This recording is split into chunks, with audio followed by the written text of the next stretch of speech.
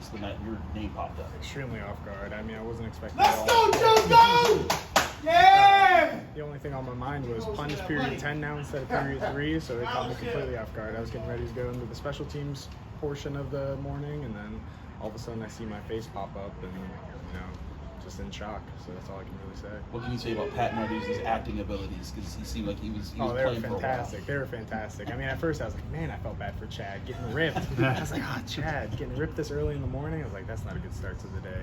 But then I'm glad I asked him afterwards. I was like, was that camera glitch? Like, was that part of it? He's like, yeah, that was part of it. So I'm glad to know that Chad didn't get yelled at for anything. Have you had a chance to look back at where you were last year at camp? I mean, you're competing for like a second string spot, honestly, and now things are a lot better for you. Have you had a chance to look back at the progress you've made in a year? Yeah, I have, and it's crazy to look back at where I was, because before I was like, okay, I want to be a kicker. I wanted to compete with Scarton and Ben, and I wanted to be a kicker, and then things just kind of fell into my lap where Sam Vanderhaar got hurt, and then we were just kind of shuffling through punters.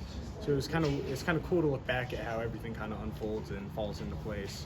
But not only that, looking back to like when I was a little kid, coming to games, just like watching from up in the stands with Coach LaSala's family, and just like coming to these camps when I was a little kid. It's crazy to look back at just everything overall and just be like, wow, I'm here right now, blessed to just be on the team, and more than that, just be on scholarship now. So it means a lot. I'm sorry, did you hear Caleb's face go through your head?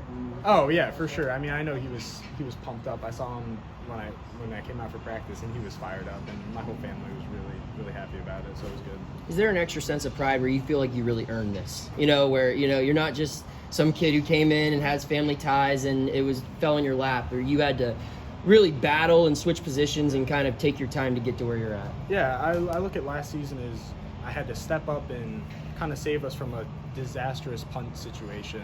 And I know I only had a small sample size of about 12 punts, and I know I had some hiccups in there like the Duke game, but I think in the position of a punter, you need to just be able to come back from that one punt at a time.